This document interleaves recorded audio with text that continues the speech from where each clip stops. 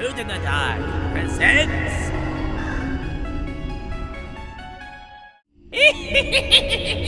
Hootaween!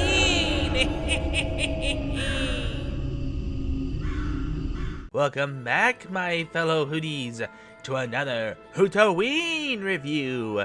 Tonight's spooky episode we'll be looking at is Rick and Morty Season 6, Episode 4, Night Family, which seems to pay homage to Rod Sterling's television series, Night Gallery.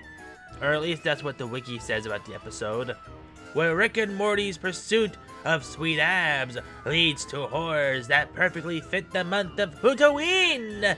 And I can't wait to talk about it with you and discuss the invention that Rick thought was one of his greatest feats in science turned into a blunder that could rival even just a robot's. Well, Rick didn't mess up that bad. But with that aside, let's get our snacks and drinks and get ready for Rick and Morty Night Family. We start the episode with a spooky quote before a scary movie. When you're alone in the middle of the night, and you wake in a sweat and a hell of a fright. When you're alone in the middle of your bed, and you wake like someone hit you on the head. You've had a dream of a nightmare dream, and you've got the hoo-ha's. And if you're wondering if this is just the ramblings of a drunk Rick, then you're in for a spooky surprise, my fellow Hooties, as this is an actual quote from the poem Fragments of an Agon from T.S. Eliot in 1927. The poem continues from there. I'll add the last part of the quote to help it flow better. You've had a dream of a nightmare dream, and you've got the hoo-ha's coming for you. Hoo, hoo, hoo! You've dreamt you waked up at 7 o'clock, and it's foggy, and it's damp, and it's dawn, and it's dark, and you wait for a knock, and the turning of a lock, and you know the hangman's waiting for you, and perhaps you're alive, and perhaps you're dead. Hoo-ha-ha! Hoo-ha-ha! Hoo-hoo-hoo! Knock, knock, knock, knock, knock, knock, knock, knock, knock! Or something like that.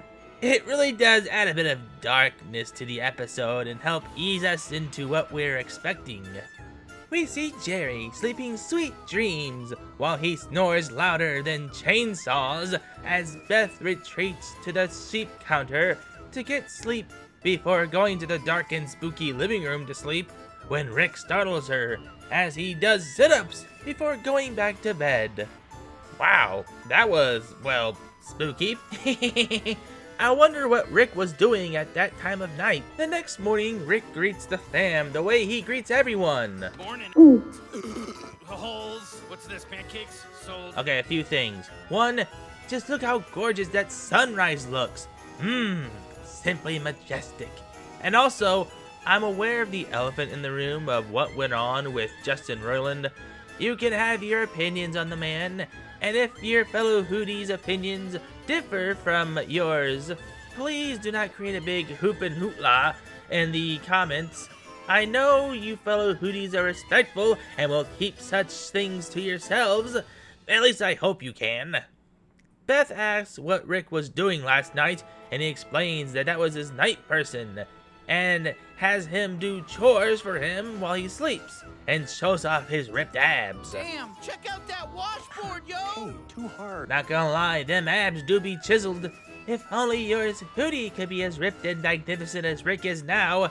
But alas, I am but the small and the chubby Hoot. Rick explains that he picked up a somnambulator while passing through the Gooby Joop dimension. Before I go to bed, I type a list of shit I want to get done. Then the somnambulator programs my unconscious body, or night person, to do it while I sleep. I'm getting so much done. Now there's no way that's gonna lead to anything bad. Me saying this to anyone that hasn't already seen the episode. But I'm not gonna get ahead of myself. Let's get back to the episode and see where this leads.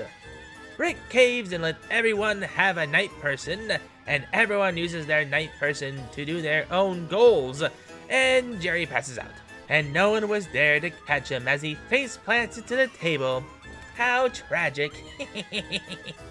So after only 11 days of having a night person, Beth is already playing trumpet like a pro, and Summer is speaking Spanish fluently, while Morty is rocking a six-pack, and also nearly giving me a hootin' heart attack.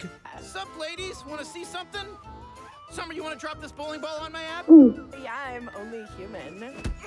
Watch this. Because you really needed to fake us out with that horrid image of Morty unleashing that upon his poor mom and sister. This isn't that kind of Rick and Morty. Rick and Morty start their own podcast called Fabsolutely Abulous, and it's what you expect from a podcast from these two. Abs are cool. Way cool. But as above, so below. Know what I'm saying, Rick? Morty, you must be referring to these excellent boxer shorts we got from the good folks at Boxer Lobster. Boxer Lobster boxers feel like they're warm butter on your schwanz. And they come in all sorts of styles. Neon, plaid, orange. I even got a pair with that little the raccoon man from that one movie printed on it. Chewbacca. Do yourself a favor and level up with Boxer Lobster boxers. You'll be glad you did. Oh, Rick, they want you to say wubba lubba dub dub at the end. Screw that. We're not a And Jerry just writes letters to his night person. Guess who has a new pen pal? It's me. Pen pal? Night Jerry and I write letters to each other. It's super fun. Who wants cake? I'll be honest, if I actually agree to have a night person, which I would never do, mind you, the last thing I would do is use it for a pen pal. But then again, it's Jerry we're talking about, so I'm not all that surprised. We see the Night family awaken, I guess, as they do their tasks, and my word, it looks straight out of Night of the Living Dead.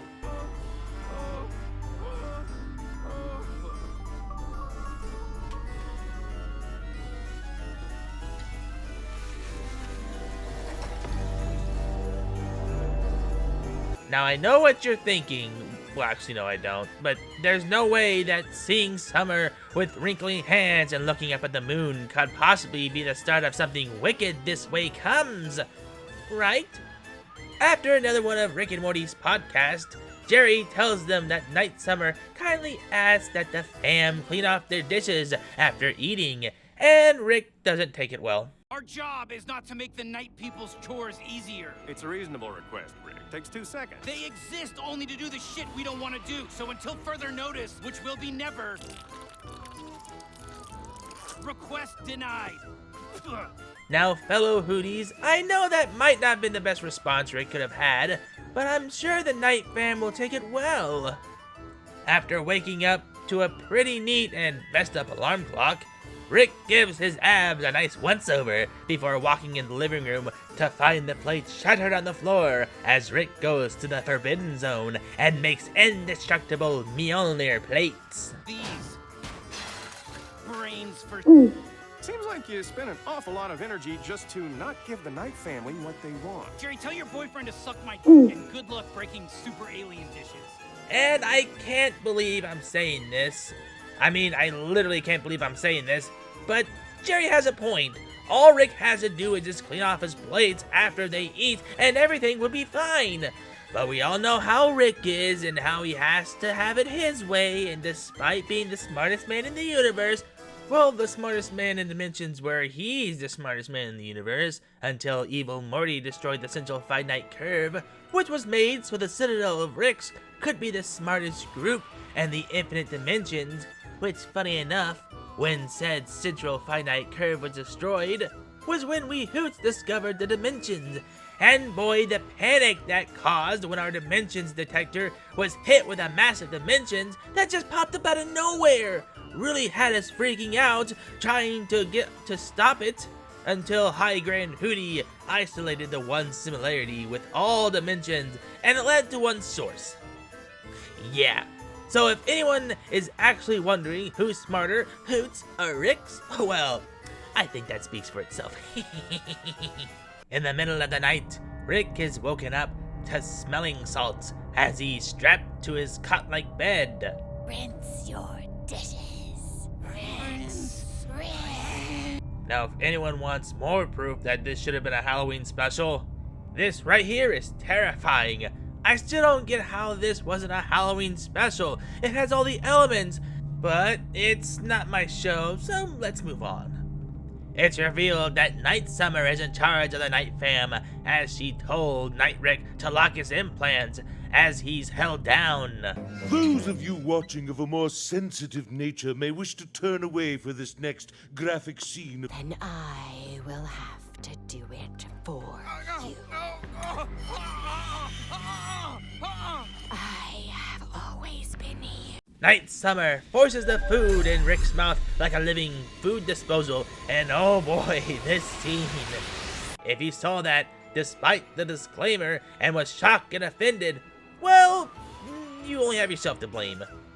Oh hey, Amy, what are you doing here?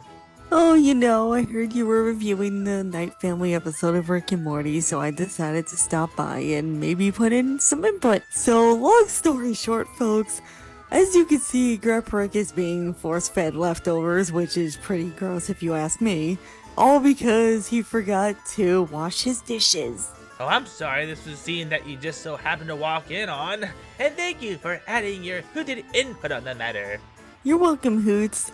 I'd stay and watch more, but I gotta go back to Team Rick HQ and figure out what to do about the League of Evil situation, so later. By the way, I don't know if I mentioned this ever, but subscribe to my friend Mimi Smith. She's got over 1K subs, and your subscription would mean a lot. Now, let's get back to the episode.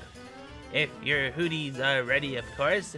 I don't blame you if you need a minute, so I'll give you this moment to pause the video and grab yourself a snack and a drink, and maybe take a moment to breathe before continuing. Okay, you got everything you need? Okay, let's get going.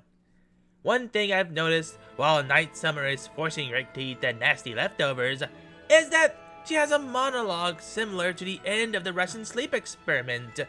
A classic scary creepypasta about Soviet scientists using political prisoners in a horrific sleep experiment where they see how long they can keep the subjects awake and it turns into a nightmare.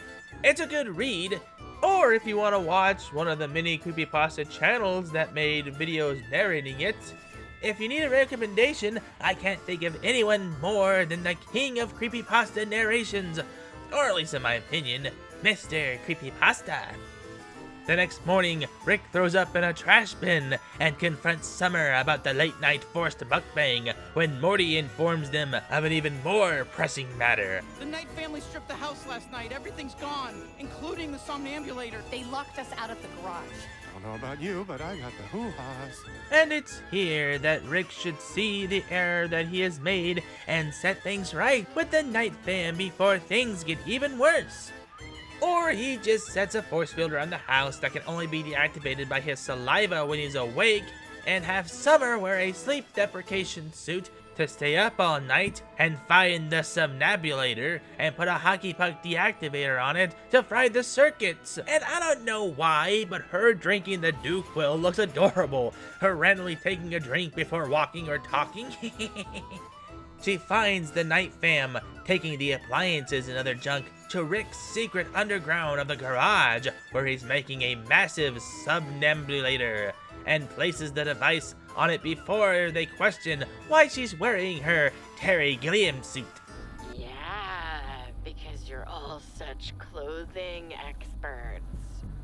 That's fair. Point taken. I rule the night and stuff. Wow, that went off without a hitch.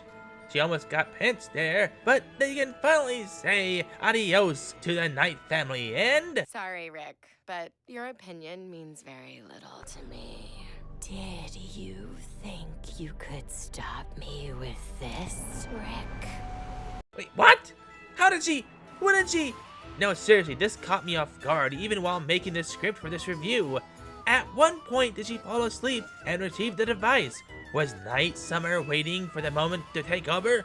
Or was she in control the entire time, pretending to be awake when she was Night Summer the entire time?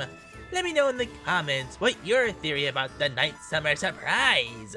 After taking over the house, the Day Fam were forced to serve the Night Fam by doing what the Night Fam was forced to do for them, which includes doing dishes, burning movies that have the word day in it, and doing crunches. They try to make plans to stop the Night Fam, but it's Jerry that pulls through for the fam, writing a letter to Night Jerry. As much of a screw-up Jerry is, it's good to see Jerry take these rare W's from time to time. But it's Jerry, so you know it'll be followed by more Jerry L's. The chase is on as the Day Fam make a mad dash for the airport to get as far away from the somnambulator. Well, what about Summer? We can't leave her behind. She's not your sister anymore, Morty. Consider her dead. Eat shit, Summer. Sweetie, you gotta shake those robots. And it can't be a Rick and Morty episode without a crazy action scene, and this one is no exception. We get an awesome chase scene of the fam fighting Night Summer and her proxy drones as they're knocked out and become night people, then are awakened only to get knocked out again. There's also a scene where Night Beth chokes Jerry and he seems to enjoy it. No, I'm not gonna show it. If you really want to see it, watch the episode, as you should, before watching my review, so you don't get spoiled and you enjoy the episode fully. Just not as much as Jerry. Buh. Just when the fam think they're in the clear, Summer accidentally gets jabbed by the night dart that Jerry Lewis proxy drone dropped after being destroyed by Rick. Nighty night, slaves. Fuck! No! They were so close! Curse that fiendish Night Summer! The fam have an all-out slugfest trying to wake up the ones that were asleep when it's just Rick left, as they hold him down, and Night Jerry offers a truce. There must be some agreement we can reach to stop this god-awful conflict. Oh, like what?